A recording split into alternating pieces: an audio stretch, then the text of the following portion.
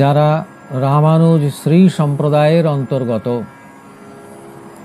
তাদের জন্য, সেই শ্রী বৈষ্ণবদের জন্য তাঁর লেখনী মুখে আবির্ভূত হয়েছেন শ্রী রামানুজ চরিত,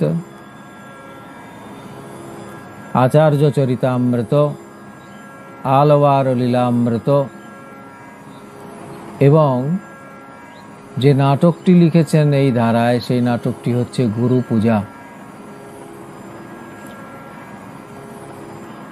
শ্রী রামানন্দীয় বৈষ্ণব যারা, শ্রী রামানন্দীয় শ্রী বৈষ্ণব যারা, তাদের জন্য তার রচনা হচ্ছে মুমুক্ষু শ্রী রামানন্দীয় শ্রী বৈষ্ণবগণের প্রাতকৃত্য। এই ছাড়া তিনি রামানন্দ ধারায় একটি মৌলিক বিশেষ গ্রন্থ শ্রী বৈষ্ণব মতাব্জ ভাস্কর, তার তিনি বঙ্গানুবাদ করেছেন। এই বইয়েরও কোনো অনুবাদ শ্রী শ্রী ঠাকুরের রচনা ছাড়া আর অদ্যাবধি রচিত হয়নি। তিনি আরেকটি নাটক করেছেন, সেটি হচ্ছে শ্রী জগৎগুরু রামানন্দ।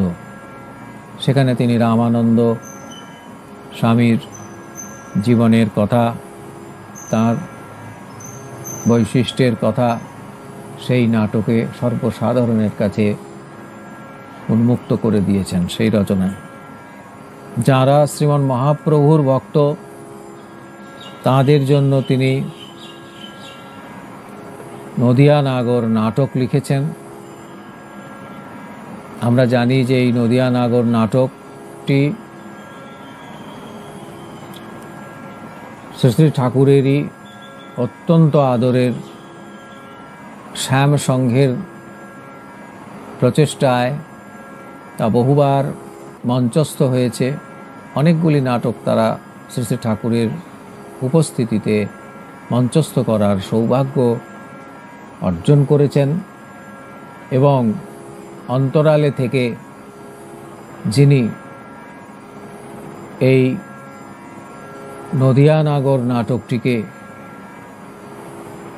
চলচ্চিত্রে রূপায়িত করে সর্বসাধারণের কাছে পৌঁছে দেওয়ার ব্যবস্থা করেছিলেন, তিনি হচ্ছেন শ্রী শ্রী ঠাকুরের আদরের দুলাল কিঙ্কর সহজানন্দজি, যিনি অখিল ভারত জয়গুরু সম্প্রদায়ের মহাসচিব ছিলেন এবং কর্মজগতে তার পরিচয় হচ্ছে প্রফেসর ডক্টর গোপাল চন্দ্র মিত্র।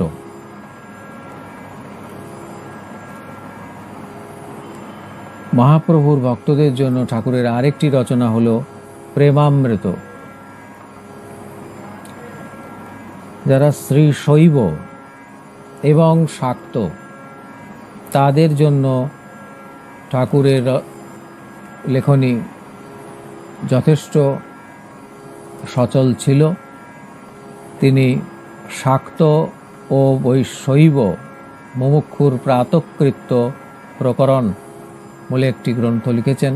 সাধকদের দিকে লক্ষ্য রেখে তাদের উপকারের জন্য এই গ্রন্থটি প্রকাশিত হয়েছে বা অবতরণ করেছে বলা ভালো।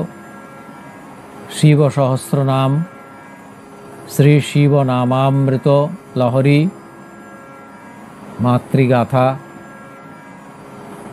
একবারে এই গ্রন্থের প্রতি পদ অভিনব। মাতৃগাথা গ্রন্থে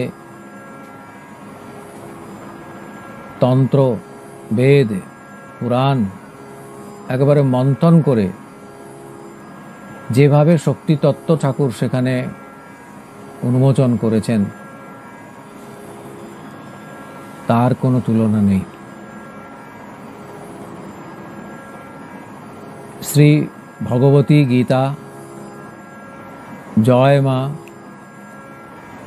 এবং শিব বিবাহ নাটক রচনা করে তিনি এই হরগৌরীর যে মিলন, তার দ্বারা একই সূত্রে শৈব এবং শাক্তদের অনুধ্যানের উপাদান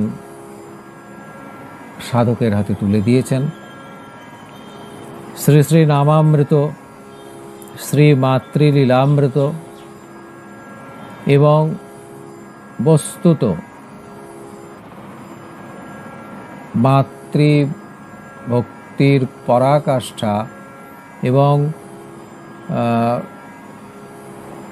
যে রচনা পড়ে অদ্যাবধি প্রতি নাস্তিক ব্যক্তিরও মন ক্ষণিকের জন্য মায়ের চরণে উপনীত হয়নি এমন আমরা দেখিনি, সেই গ্রন্থটি হল চোখের জলে মায়ের পূজা। গণেশ ভক্তদের জন্য তিনি গণপত্যোপনিষৎ তার অনুবাদ করেছেন, গণেশ গীতা তার অনুবাদ করেছেন। যারা সূর্যের উপাসনা করেন তাদের জন্য শ্রী শ্রী ঠাকুরের গ্রন্থ হচ্ছে সূর্য উপাসনা। সেই সূর্য উপাসনা তিনি শ্রুতি, স্মৃতি প্রভৃতি বিভিন্ন গ্রন্থ থেকে সূর্যের উপাসনার বিষয়গুলিকে একত্রিত করে যারা সূর্যের উপাসনা করতে চান তাদের হাতে তুলে দিয়েছেন। ব্রাহ্মণদের জন্য তার গ্রন্থ হচ্ছে মুমুক্ষুর প্রাতকৃত্য, গণেশের সন্ধ্যা, গণেশের গায়ত্রী, আলোর দেশ, বেদপথ। এই বইটিতে ছান্দোগ্য উপনিষদে বলা যে গায়ত্রী তত্ত্ব এবং দ্বারপাল প্রভৃতির যে উপাসনার কথা বলা আছে, সেই উপাসনা কেমন করে করতে হবে সেই বিষয়ে শ্রী শ্রী ঠাকুর সাধারণ মানুষে যাতে সেই উপাসনা সম্পূর্ণরূপে যথাযথ জানতে পারে সেই জন্যে করুণাবশত লেখনী ধারণ করেছেন। যোগীদের জন্য তার গ্রন্থ হচ্ছে শ্রী শ্রী নাদলীলামৃত এবং যোগ রহস্য। যারা গুরুপ্রপন্ন, গুরুভক্ত তাদের জন্য তার গ্রন্থ হচ্ছে শ্রী শ্রী গুরু মহিমামৃত, শ্রী শ্রী গুরু গীতা, জয় গুরু এবং জয়রত্ন। সকলের জন্য যে গ্রন্থ রচনা করেছেন সেগুলি হচ্ছে পাগলের খেয়াল, খ্যাপার ঝুলি, তার অনেকগুলি খণ্ড আছে, মহানাম সংকীর্তন, মহামন্ত্র কল্পতরু, যুগবাণী, কলির পথ, দুটি কথা, পূজার ফুল, ফুলমালা, পুষ্পচন্দন এবং যে জন্য তিনি আবির্ভূত অর্থাৎ ধর্ম সংস্থাপন, সেই ধর্মে যে সময়ে তিনি আবির্ভূত হয়েছেন সেই সময়ে সবথেকে বড় সমস্যা হলো এই যে মানুষ বর্ণাশ্রম বিচ্যুত হয়েছে। মানুষকে এখন ত্রিসন্ধ্যান্নি করতে হয়, সেটা শেখাতে হয়। মানুষকে এখন শুদ্ধ আহার শেখাতে হয়। শ্রী শ্রী ঠাকুর এই বর্ণাশ্রমকে পুনঃপ্রতিষ্ঠা করেছেন এবং তার সমর্থনে তিনি শাস্ত্রের যে পূর্ণ সমর্থন এবং আদেশ আমাদের সামনে উপস্থাপন করেছেন সেই গ্রন্থটি হচ্ছে বর্ণাশ্রম বিপ্লব, ত্রৈকালিক স্তবমালা, শ্রেষ্ঠ ধর্ম, আধারে আলো, শ্রী শ্রী গঙ্গা মহিমামৃত, শ্রী শ্রী নর্মদা মহিমামৃত, শ্রী শ্রী একাদশী মহিমামৃত, প্রেমগাথা, নামাবতার, তর তরাও, জয় ভগবান, শ্রী শ্রী নাম মহিমা গীতি।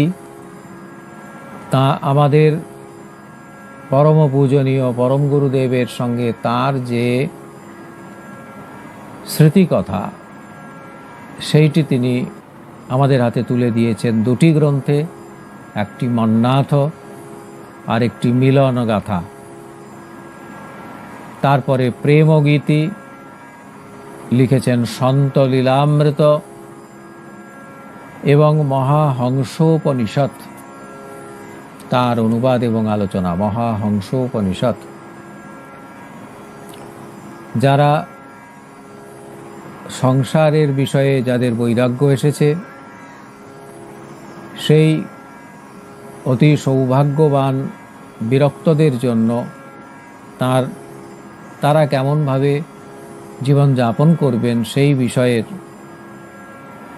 এবং তাদের অনেকের নানান শাস্ত্রের থেকে নানান উপাদান আমাদের হাতের কাছে পৌঁছে দিয়েছেন। যে গ্রন্থে সেই বইটি হচ্ছে বিরক্ত পূজা। মায়েদের জন্য যে রচনা রয়েছে সেটি হচ্ছে মাতৃপূজা। আয় ফিরে আয় মা, বিশ্বজননী রমণী। ছোট বাচ্চাদের জন্য লিখেছেন বড় অতিথি, এটি বালকদের জন্য। আর বালিকাদের জন্য লিখেছেন সই। যারা ইসলাম ধর্মের অন্তর্গত তাদের জন্য ইসলাম ধর্মের সারাংশ গ্রহণ করে তিনি একটি নাটক রচনা করেছেন। তার ওই ইসলাম সম্প্রদায়ভুক্ত যে ভক্তরা, যে মানুষেরা তাকে ভালোবাসতেন, তাদের অনুরোধে তার কাছে এই ধারাতেও গ্রন্থ অবতরিত হয়েছে।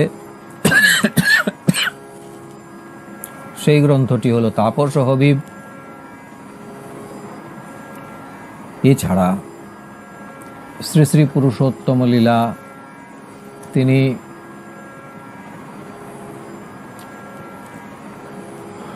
অমৃতবিন্দু, অভয় অমৃত, আনন্দ সংবাদ, এরকম আরও অনেক গ্রন্থ তিনি রচনা করেছেন, যার ভেতরে তার যে দর্শনের অঙ্গনে যে এই একবিংশ শতাব্দীর মৌলিক যে উন্মোচন, অভিনব প্রণববাদ, সেই বিষয়ের বহু তথ্য সেখানে উপস্থিত রয়েছে।